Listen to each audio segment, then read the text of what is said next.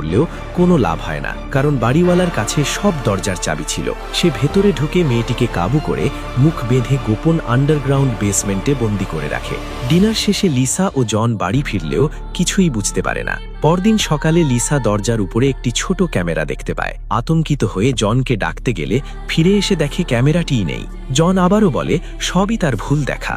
এরপর গোসলের সময় লিসা নিচ থেকে অদ্ভুত শব্দ শুনতে পায়। অনেক খুঁজেও কিছু না পেয়ে সে ভাবতে থাকে হয়তো সবই তার কল্পনা, কিন্তু বাস্তবে সেই শব্দ আসছিল বেসমেন্টে বন্দি নারী সহকারীর সাহায্যের আকুতি থেকেই। রাতে বন্দি মেয়েটি কোনো মতে নিজের বাঁধন খুলে পালানোর চেষ্টা করলে মনিটরে তা দেখে বাড়িওয়ালা দ্রুত তাকে ধরতে ছুটে যায়। ধস্তাধস্তির শব্দে লিসা ও জনের ঘুম ভেঙে যায়। এবার জন বেসবল ব্যাট হাতে নিয়ে বেসমেন্টের দরজা ভেঙে ভেতরে ঢোকে। সেখানে বন্দি নারী সহকারীকে উদ্ধার করার পর সে বাড়িওয়ালার সমস্ত কুকীর্তির কথা জানায়।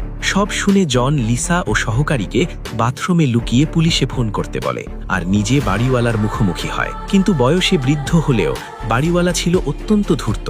সুযোগ বুঝে সে জনকে নির্মমভাবে আঘাত করে অচেতন করে ফেলে। এদিকে বাথরুমে কোনো মোবাইল নেটওয়ার্ক ছিল না, তাই লিসা সহকারীকে জানালা দিয়ে বাইরে পাঠায় যেন সে পুলিশকে খবর দিতে পারে। কিন্তু বাইরে বেরোতেই বাড়িওয়ালা তাকে ধরে ফেলে। ধস্তাধস্তির এক পর্যায়ে মেয়েটি সুইমিং পুলে পড়ে যায় আর সেখানেই তার মৃত্যু হয়। এখন পুরো বাড়িতে বেঁচে আছে শুধু লিসা। কিছুক্ষণ পর বাড়িওয়ালাই বাথরুমের দরজা ভেঙে ভেতরে ঢুকে তাকে টেনে হিচড়ে বের করে আনে, তবে তাকে হত্যা না করে সেই গোপন বেসমেন্টেই বন্দি করে রাখে। 1 মাস পরে বাড়িওয়ালা নিজেই পুলিশে খবর দেয় যে তার ভাড়াটিয়েরা ভাড়া না দিয়েই রাতের অন্ধকারে পালিয়ে গেছে। পুলিশ পুরো বাড়ি তল্লাশি করেও কোনো প্রমাণ খুঁজে পায় না, ফলে বাড়িওয়ালা আবারও নতুন ভাড়াটিয়া খুঁজতে শুরু করে। গল্পের শেষ দৃশ্যে আরও একটি ভয়ঙ্কর তথ্য জানা যায়। পরবর্তীতে লিসার একটি সন্তান জন্ম হয় আর সেই শিশুটিকে নিজের সন্তান পরিচয়ে দত্তক নেয় সেই বিকৃত মনা বাড়িওয়ালা।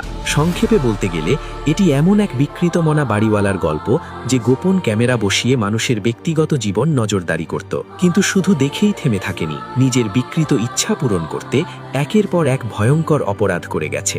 আর সেই অন্ধকারের শেষেও তার ভয়াবহতা পুরোপুরি শেষ হয়নি।